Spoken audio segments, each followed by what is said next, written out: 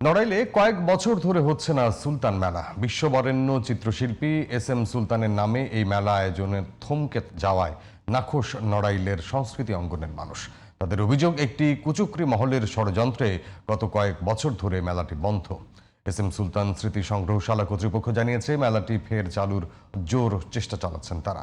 নড়াইল প্রতিনিধি মির্জা মাহমুদ হোসেন রন্টুকে সাথে নিয়ে ফরিদুর রহমানের 2 পর্বের ধারাবাহিক রিপোর্টের আজ দেখুন শেষ পর্ব। বিশ্ববরেণ্য চিত্রশিল্পী SM সুলতানের ডাকনাম ছিল লাল মিয়া। 1923 সালের 10 আগস্ট নড়াইল জেলার মাসিমদিয়া গ্রামে এক দরিদ্র পরিবারে তার জন্ম। ছেলেবেলা থেকে তিনি ছবি আঁকতে ভালোবাসতেন।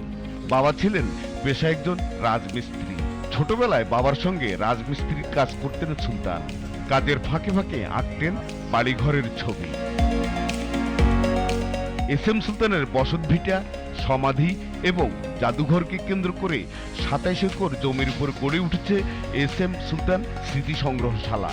পাশে চিত্রা নদীর পাড়ে রয়েছে তার বিখ্যাত সেই বজরা, যেটির নামকরণ করেন ভ্রাম্যমাণ শিশুস্বর্গ হিসেবে। অর্থ সংকটে এই বজরাটি এখন ধ্বংসের পথে। উনি পশু পাখি খুব ভালোবাসতেন। উনি ছোট বাচ্চা কাচ্চাদের খুব ভালোবাসতেন। এই বাচ্চাদের জন্য উনার একটা নৌকাও আছে।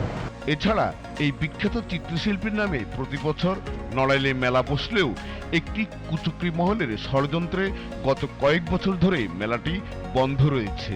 মেলাটা আপাতত বন্ধ আছে। আশা করছি এবছর হয়তো আমরা মেলাটা আবার আগের মতন দেখতে পাবো, কারণ নড়াইলে বা এই অঞ্চলে না, সারা এশিয়ার মধ্যেও কোনো শিল্পীর নামে এত বড় মেলা আসলে খুব কম হয়। তার আঁকা 19টি মূল চিত্রকর্ম স্থান পেয়েছে এই সংগ্রহশালায়। শিল্পী SM সুলতানের এই ছবিগুলোতে প্রাধান্য পেয়েছে গ্রাম বাংলার মানুষের সাধারণ জীবন। এশীয় উপমহাদেশের সবচেয়ে বড় চিত্রশিল্পী ছিলেন SM সুলতান। নইলে একটা কাজে আসার কারণে দেখতে আসছি। আমাদের মনে আগ্রহ জাগলো যে এটা দেখে যাই, কেমন, আবার কবে আসা হয় না আসা হয়। আমরা বেশ আনন্দ পাচ্ছি এখানে ঘোরাঘুরি করে। তিনি গ্রামীণ জীবনকে এত সুন্দরভাবে ফুটিয়ে তুলেছেন যেটা আসলে বলার বাইরে। প্রতিদিন দেশি বিদেশি পর্যটকদের পদচারণায় মুখরিত থাকে পুরো এলাকাটি। SM সুলতানের ভ্রাম্যমাণ শিশুস্বর্গ মেরামত সহ আবারও ঐতিহ্যবাহী সুলতান মেলা চালুর দাবি জানিয়েছেন এখানে ঘুরতে আসা পর্যটকরা। Faridur Rahman, GTV news, Narail.